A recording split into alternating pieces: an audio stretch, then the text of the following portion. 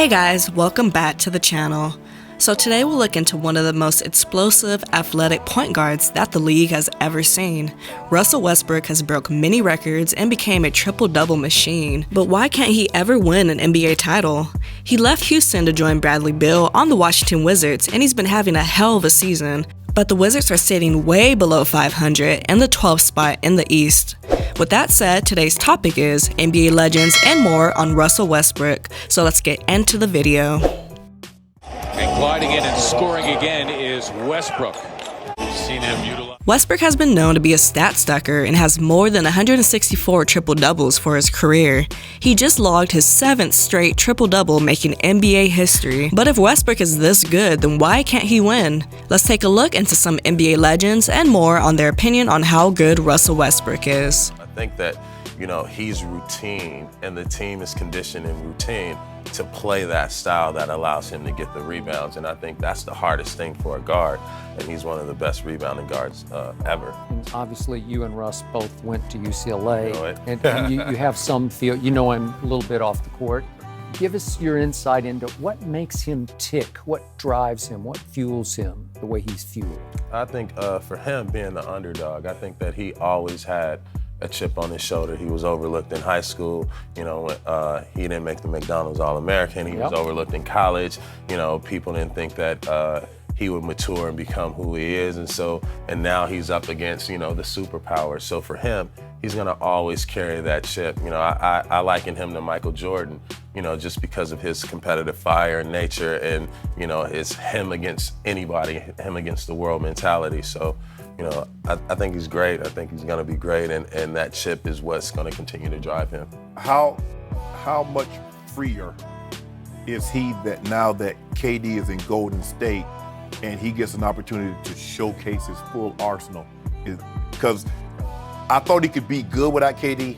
I didn't see this. Well, I expected him to level up, right. And that's exactly what he did. With not having KD there, he doesn't really have to answer to a compliment. I think the team is going to be complimentary to what he's doing, and so that's going to allow him to have the ball more. Now, there's no doubt who should be taking the last shot. There's no doubt who should be making the plays, and so that's another 10 to 15 possessions that he's going to have the ball in his hand for the game. So you were scoring. So one major topic analysts bring up is when he'll start to decline. At the speed and caliber he plays at, maybe his age might catch up to him and he won't be as athletic anymore. So far he's still averaging a triple-double, so I don't personally see it happening anytime soon. So here's some more on NBA legends and more on Westbrook. We would have beat him up. What about Kevin Durant? Yes. Banged him around? Yes. Westbrook would have been interesting. No, he wouldn't. That's a fight you're not looking for. That's a man. Yes, he's a bad dude. If you don't respect and admire Russell Westbrook, there's something wrong with you. And let me tell you something. I've been in this thing for 30 years. I've never seen a player give maximum effort every single night like him. And I'm played against the greats. Wait, even Jordan? Even Jordan didn't play as hard as Russell Westbrook does. And Michael's the greatest of all time. But this guy gives maximum effort every single play, every single night. And you got to respect that. Well, he's one of the few guys I would pay to see play because I would think I'd get my money's worth no matter question. What, right? Yes. And he just never stops. But I also think Durant leaving gave him that competitive chip on the shoulder. No, he played like that. He's even bigger now. I think he played like that the entire time.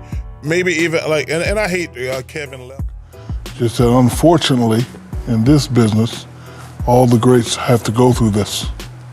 Everybody had to go through this. Dr. J had to go through this. Michael Jordan, Isaiah, Magic, myself, D-Wade.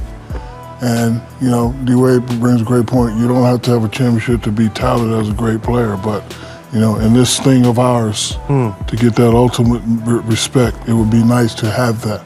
But everything he says is correct. Yes, he's a champion.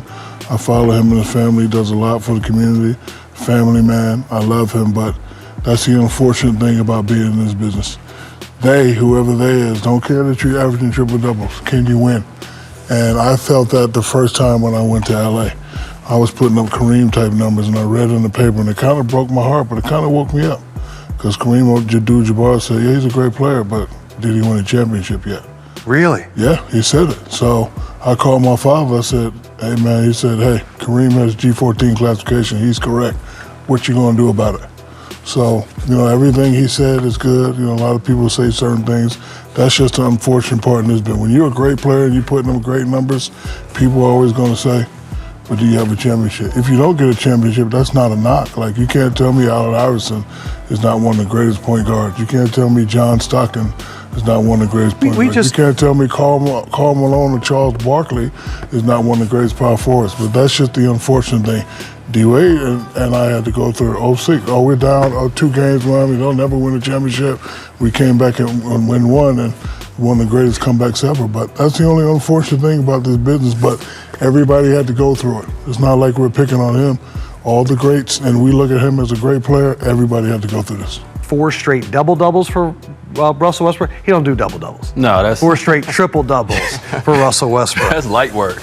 Light work. He finished with a wild stat line, Jalen Rose. Over 30 points, over 10 rebounds, over 20 assists. No one's done it since Magic Johnson. Is Russell Westbrook overlooked and disrespected by the media and fans? He's disrespected, absolutely. And it's been that way basically his entire career.